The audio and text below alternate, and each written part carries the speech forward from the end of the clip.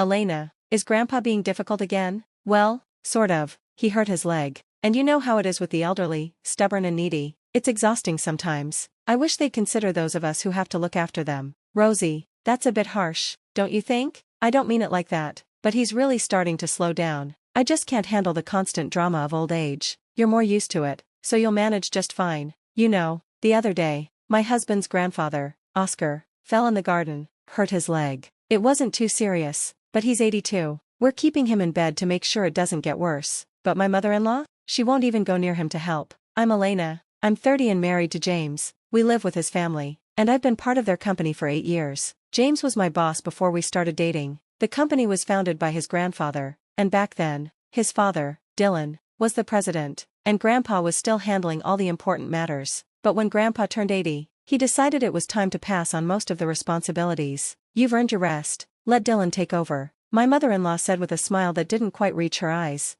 Grandpa-in-law is tough but fair, known for his kindness. Dylan, on the other hand, is a little immature. He never really speaks his mind and lets my mother-in-law call the shots. I never met my grandmother-in-law. She passed away before I joined the family. James and I started dating after working together on the product planning team, and I admired him for his energy, though sometimes he came off as a little self-righteous.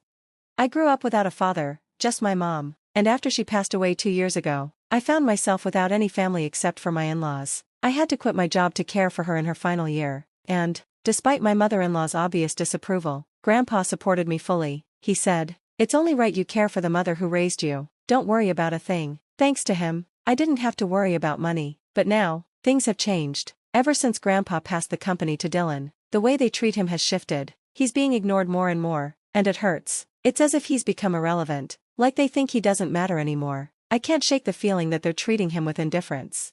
Hey, don't you think your attitude, Rosie, and yours too, toward Grandpa is a bit cold? So what? Grandpa talks to you, and you barely acknowledge him. You don't even try to help him. Like I have time for old people. You're the one with all the free time. You handle it. That's not how you should talk. Shut up. I'm tired. Don't keep nagging me. This is how it is. They won't listen to me, no matter what. Grandpa never complains, but I can see the sadness in his eyes. I'm the only one who still talks to him at home. Grandpa, it's such a beautiful day. Why don't we go for a short walk outside? Your leg seems to be healing well. A little fresh air would do you good. Thank you, Elena. Let's go out for a bit. We strolled to the park, where kids were running around, their laughter filling the air. Grandpa watched them with a soft smile. Dylan and James used to enjoy moments like this too, he said, his voice tinged with melancholy. I was always too busy with work to spend time with them. Maybe that's why I couldn't raise them properly. I felt a pang in my chest as he spoke. Dylan is my father-in-law, and James is my husband. I wanted so badly for them to be kinder to Grandpa, but I didn't know how to change things. Later, my in-laws suggested building a house for Grandpa-in-law.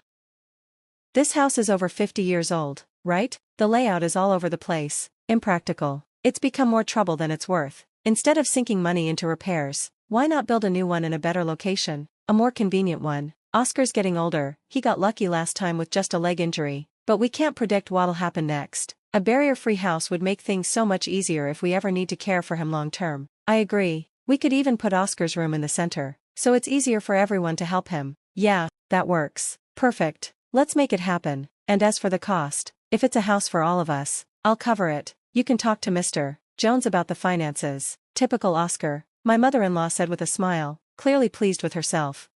To me, it seemed like they only praised him when money was involved. But if moving to the new house meant everyone would pitch in to care for Grandpa, I thought it could be a good thing. Mr. Jones, the company's in-house counsel, had been managing my grandfather-in-law's personal finances for years. Grandpa trusted him completely, and I always felt like he genuinely cared about Grandpa's well-being. Sometimes, I even thought he treated Grandpa more like a father than his own sons did. That gave me some peace of mind, knowing someone like him was around. Although I wasn't privy to the specifics of the new house's construction, my mother-in-law seemed pleased. The three of them, my father-in-law, my mother-in-law, and James, flipped through interior design magazines, discussing everything with a level of enthusiasm that made it seem like the project was already a done deal. But then came the bombshell. It was revealed that my grandfather-in-law was carrying a debt of $1,820,000. Wait, what's this about $1,820,000? I blurted out. Apparently, Grandpa had co-signed a loan for a friend's struggling business, and now the debt had become his responsibility. Wait, are they going to take the house? It's still under construction, right? No, it's fine. The contract's already signed, and as Rosie mentioned, the house is in the president's name, so it's protected. My mother-in-law looked relieved at the reassurance. Oh, thank goodness, I'm so glad we did it my way, she said with a smug smile. That's when I learned the house was in my father-in-law's name, not Grandpa's, even though Grandpa had paid for it. Of course, this seemed like something my mother-in-law would orchestrate, but it made me wonder why they didn't even consider using the house as collateral to pay off the debt. Hey, this debt's Grandpa's fault, right? It has nothing to do with us or the company, I asked. Well, it's signed in Oscar's name, my father-in-law answered dismissively. So, it's not our problem. Exactly, no need to worry about it, he said with a shrug. I didn't understand how they could be so calm about it, but since Grandpa didn't speak up during the conversation, I kept quiet. After all, it wasn't an issue I could resolve. A few days later, though, I noticed something unsettling. Grandpa's behavior started to change. Grandpa, what do you want for lunch? I asked, trying to keep the mood light. Who are you calling Grandpa? I'm only 50, you have no right to call me that, he snapped. I was taken aback. Huh? Sorry, Grandpa, I mean, Oscar, I was just lost in thought. At first, I thought it was a slip of the tongue, just a moment of confusion, but when it happened repeatedly, I began to feel a deep unease as I approached him. Grandpa, what are you doing? Where's your meal? Who are you calling Grandpa? I'm only 50, you don't have the right to call me that, he snapped. I froze. Sorry, I meant, Oscar, you ate earlier, didn't you? His confusion was becoming more frequent, and I couldn't help but wonder if the massive debt of $1,820,000 was affecting him more deeply than I realized. Perhaps it was the shock of the financial burden, combined with the lack of support from his family, that was accelerating his decline. His condition felt like a double blow. I suggested we take him to the hospital, but he stubbornly refused. I suspected he didn't want to acknowledge the possibility of dementia. I turned to my husband for help, but he dismissed my concerns with a wave. It's not that bad yet. If we go to the hospital, everyone will know. We don't need that kind of drama. He was more concerned about the public perception than his father's well-being. We have time, let's wait a little longer, you'll handle it, right? His indifference made me furious. Grandpa, please, let's get you checked out, I urged. Who are you? What do you want from me? You're trying to trick me, aren't you? He raged.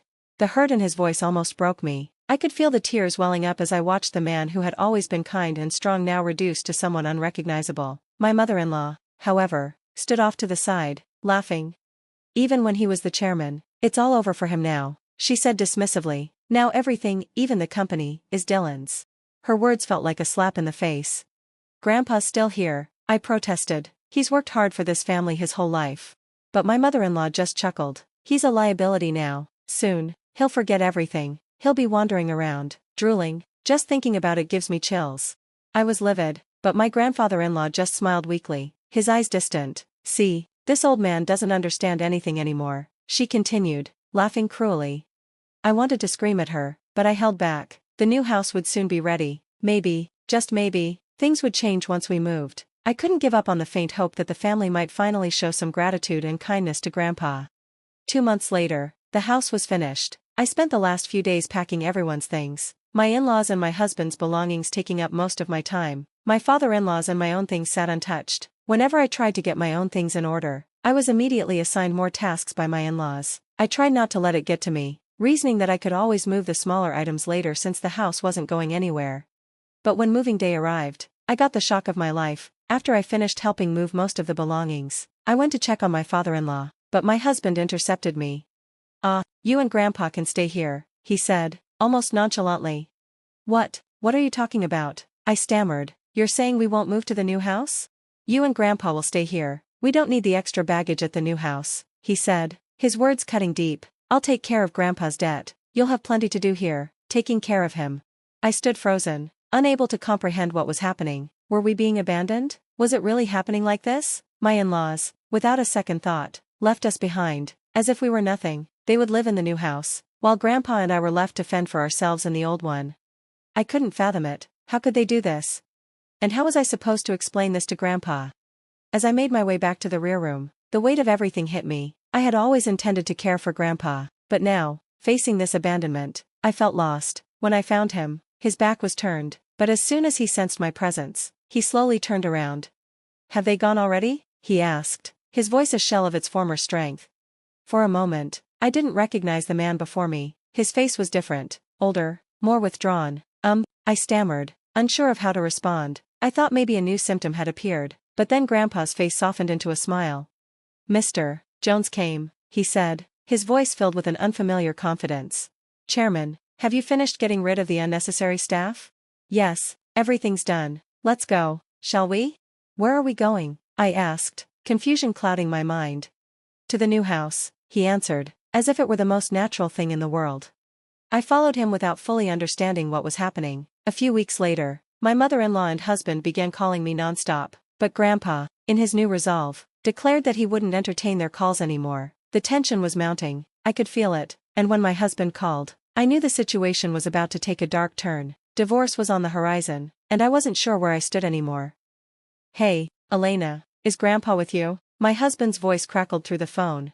When I went to the old house, it was up for sale, he continued, his tone accusatory. It's not worth $1,820,000, so, you can't repay the debt, is that why you did it? I knew what he was implying, but I needed to hear him say it.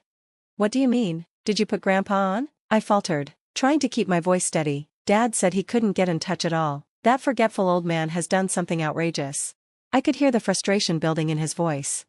Grandpa sold the company's stocks to the executive director, he said, his words sharp with disbelief. Thanks to that, the executive director became the largest shareholder. A shareholders' meeting and board meeting were held, and now Dad's been dismissed as president, but the executive director is well liked, and maybe Grandpa thought it was better to hand over the company to him. The executive director must have deceived the old man into selling the stocks. This is invalid. You seem to be misunderstanding something, but Grandpa doesn't have dementia. If anything, he seems more coherent than before. I paused for a moment, the weight of his words sinking in. I had once believed that Grandpa's behavior was due to dementia, but now, I realized it was all part of a plan he had set in motion long before. He had suspected the betrayal and pretended to be losing his mind to observe how my in-laws and husband would react, and they had fallen right into his trap. I couldn't help but suppress a small, bitter laugh. It was almost too perfect, everything unfolded just as I had expected. Grandpa had been playing the long game. To deceive the enemy, you must first deceive your allies, he had once told me, a knowing smile on his face. He had been getting updates from the executive director and Mr. Jones all along. With my grandfather-in-law's departure, my father-in-law and husband had acted with complete disregard for anyone but themselves. They entertained at the company's expense, their arrogance evident to everyone around them. But Grandpa had made a choice. He didn't trust my father-in-law to take over the company, so, he had left it in the hands of the executive director. I turned to my husband, my voice steady but cold. What about the $1,820,000 debt? That's gone now, I answered, the words almost surreal. Grandpa had been a guarantor for a friend's debt, but his personal assets far exceeded that amount. However, I didn't mention that detail to my husband. I didn't want him or my mother-in-law eyeing those assets. The friend who had owed the money was the son of a benefactor who had once helped my father-in-law, and the land that had been left to him was about to be developed into a high-end resort. Grandpa's friend would soon make a fortune from the sale of the land. Are you kidding me? My husband's disbelief was palpable. More importantly, are you guys okay? I asked, my concern genuine despite everything. We're not okay, he lamented. Both my father and I were denounced by the company. What should we do now? What about the mortgage on the house? I pressed, unable to hold back the truth any longer. The mortgage on the house? His voice faltered, confused. Haven't you realized it yet? The house money should have all been paid by Grandpa, I said, my tone almost pitying. Dylan signed without checking everything. He clearly didn't have the qualities of a president, I added with a bitter laugh. You're kidding, he sighed, overwhelmed by the mounting pressure. As a result, my parents-in-law had lost the house they had worked so hard to build. The mortgage they couldn't pay had taken it from them, and now they lived in an old apartment, struggling to repay their debts. Despite their repeated attempts to contact me, suggesting we all live together, I couldn't bring myself to go back to them. It was impossible. In the end, my grandfather-in-law retired from his chairman position and bought an old house in the countryside. Elena, you can go and live wherever you like, freely, he assured me, his voice warm. You don't have to worry about living expenses. But I couldn't leave him. If I'm not in the way, please let me stay with you, I said, my voice cracking with emotion. Grandpa's eyes filled with tears, and for a moment, the pain of everything that had happened seemed to wash away. Thanks to Mr. Jones, the divorce was finalized, and all the legal steps were taken to exclude my former father-in-law and former husband from Grandpa's inheritance. I was adopted as Grandpa's daughter, and I promised to care for him until the very end. Now, The two of us worked together in the fields, side by side. Dad, look at this radish. It's huge, I exclaimed, the warmth of the moment almost overwhelming. Under the pouring sunlight, I found peace in the simple joy of these days. I wished, more than anything, that these moments would last just a little longer.